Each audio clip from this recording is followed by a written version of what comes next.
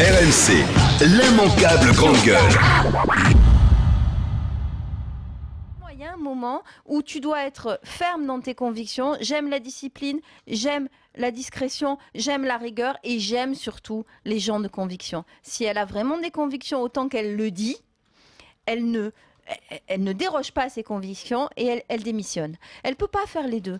C'est devenu donc intenable. là, elle n'a plus sa place. C'est intenable, c'est ce que tu dis. Elle n'a plus sa place, c'est intenable. Et surtout, elle a perdu, en faisant ça, toute crédibilité en tant que femme politique et en tant que soi-disant femme de conviction. Si elle a vraiment des convictions, elle s'en va. Si c'est une vraie femme politique, elle s'en va aussi. Je pense que lorsqu'elle s'est exprimée à titre personnel, disant moi personnellement, je ne pense pas que ce soit une bonne mesure. Après, quand elle rentre dans son costume de ministre garde des Sceaux, elle va défendre un projet de loi, comme le font des tas d'hommes politiques, lorsqu'ils défendent des idées qui ne sont pas les leurs, mais qui sont les idées du parti ou les idées des sondages. Pourquoi elle exprime son avis personnel? Moi, je trouve ça très bien aujourd'hui. Je suis prévenu alors que...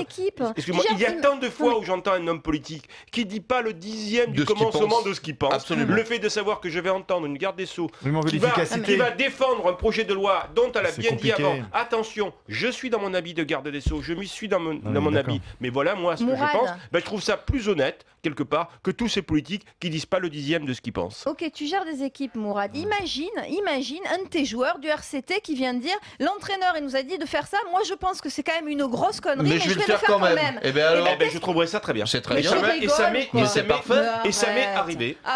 Attends, tu n'appliques toi-même, tu n'appliques pas des lois dans lesquelles tu n'es pas d'accord. Se révolte par rapport à des choses. Je me dis tiens, mais c'est pas un toutou qu'on m'a amené. Je me dis il a du caractère. Mais là, je suis désolée, parce ministre qui va défendre un projet de loi sur lequel elle n'est pas d'accord. Elle dit que c'est pas souhaitable. Donc c'est ça qui est grave.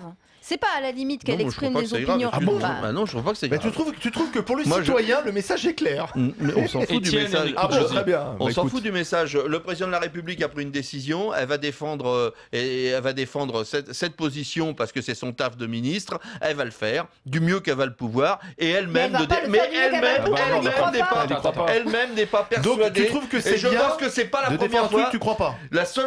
Ça doit arriver tous les jours à mon avis. La seule chose qui est différente, c'est qu'elle a osé l'exprimer. Mais je pense que franchement, des ministres qui ont défendu des positionnements qui n'étaient pas ceux qui pensaient, oui, je pense qu'il y en a eu de tous les temps, à droite comme à gauche. Alors pourquoi elle exprime, tiens? Elle l'exprime parce que c'est sa façon de, c'est effectivement sa façon d'être, sa façon de peut-être d'exister, en tout cas sa façon d'être, et aussi parce que elle a une représentation au sein de la gauche. C'est l'ego de Christiane Taubira qui veut exister par-dessus la tête de son gouvernement. Je pense pas que c'est une question d'égo, honnêtement, je ne pense pas. Mais attends, tout le monde exprime ce que pense son nombril ou son cerveau. Elle a un beau cerveau, elle est très cultivée, c'est une chose. Non mais d'accord, mais il y a un moment où si tu veux, tu rentres dans le rang, tu appartiens à une majorité, tu appartiens à un gouvernement, et puis voilà, si tu veux reprendre ta liberté, Cécile Duflot, des gens comme ça, on fait partie du gouvernement, aujourd'hui expriment des choses qui sont différentes. Et à quoi elles servent? Un peu moins. À quoi elles servent? Mais tu me fais marrer. Le problème, c'est l'efficacité en politique. En politique, c'est l'efficacité qui compte. Alors justement, réfléchissons à quoi sert Duflot à l'extérieur du gouvernement.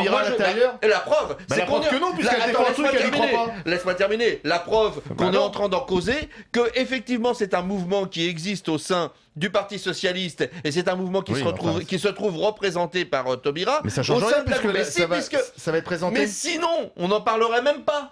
Ce serait un acquis. Mais qui s'oppose? Tu plaisantes ou quoi? Qui s'oppose? Mais une bonne partie de la gauche, Mélenchon, tes amis Mélenchon, mais on les entend pas. On les entend pas. Ah ben si, sauf que les Français sont pas d'accord avec eux. C'est ça qui déplaît. 94% des Français sont pour la déchéance. Et alors il faut se coucher dans le désir des Français. Enfin, Taubira ne représente que 6%.